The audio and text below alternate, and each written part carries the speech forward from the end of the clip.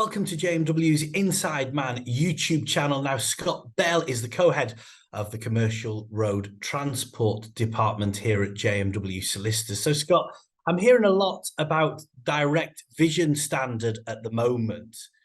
What is it? Direct vision standard has been around for sort of commercial vehicle operators, particularly in London, predominantly since 2020, when they brought in the standard of safety to assist with vision of vulnerable road users from HGVs.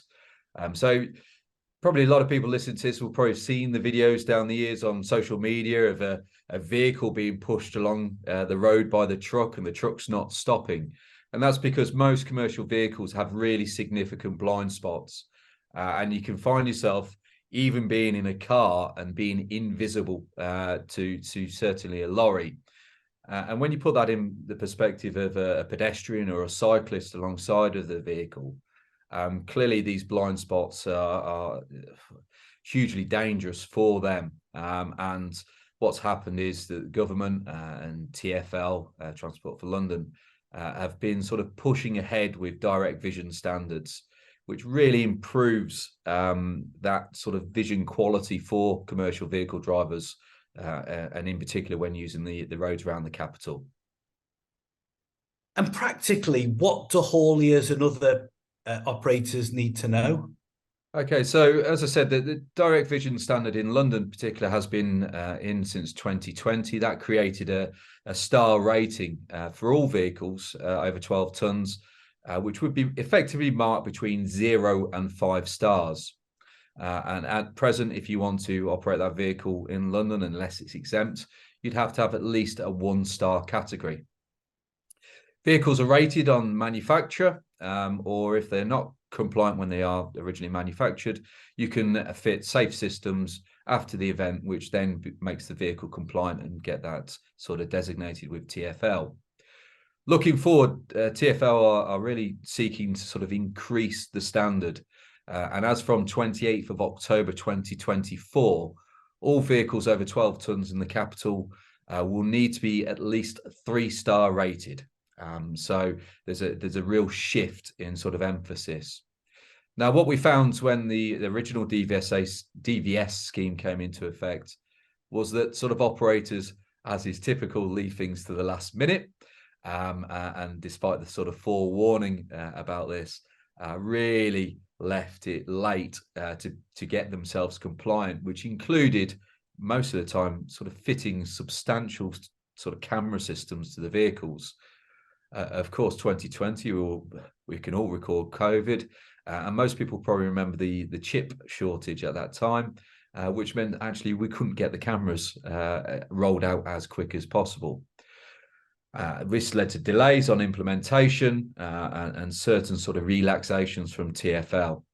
Now, I suspect that TfL won't be as generous this time, and God forbid we have another crisis like COVID.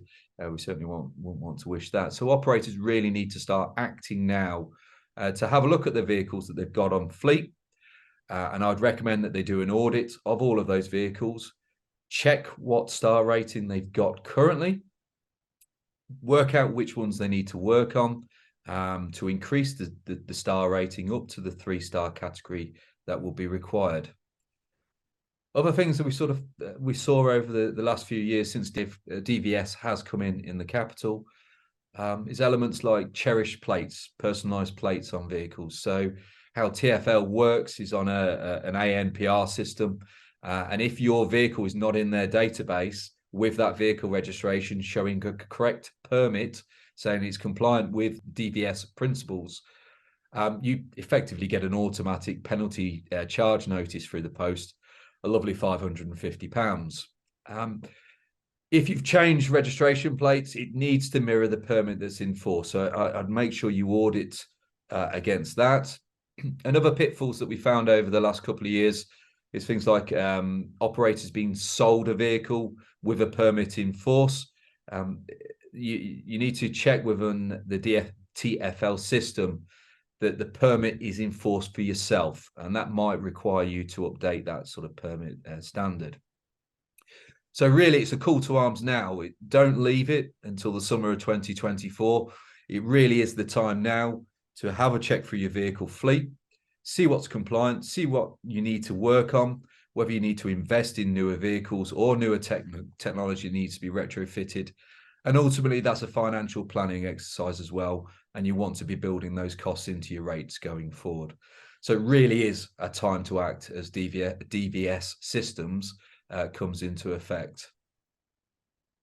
Time to act, you say there. So it sounds like a conversation with you's probably a good way forward. How can you and the commercial transport team here at JMW Solicitors help? So when DVS came into force originally, I spent a lot of time sort of appealing enforcement notices that was issued to operators either incorrectly or the database wasn't updated. From recollection, there was a period where the DVLA database wasn't talking to the TfL database, which caused all sorts of issues for operators. We also have some very good links with people that retrofit these systems and the availability of systems. And if your vehicle is not manufactured to be a 3-star rating and you need to retrofit that vehicle, we can talk you through the process of self-certification that you will need to do with TfL to get that 3-star rating in place in time for the October deadline of next year. And then finally, it's part of sort of good vehicle management and auditing procedures that you know your fleet, you know the sort of deadlines you're working to, and keep those details updated and regularly check them that the permits are in force if you are going into London. And of course, what we suspect will happen and has happened over the last couple of years, operators are always concerned when dealing with the Traffic Commissioner's office. And I suspect the Traffic Commissioners will become more interested if you are being issued with penalty charge notices against your fleet for contravening the DVS systems. So beware that it might just be more than a financial penalty, and you might have to deal with the Traffic Commissioner arising out of those breaches, which of course is when we become involved and try and get you out of that pickle, as we like to say. Thank you very much, Scott. And if you'd like to get in touch with Scott and the commercial road transport team here at JMW Solicitors, email insideman@jmw.co.uk or call 0161 82 81 999.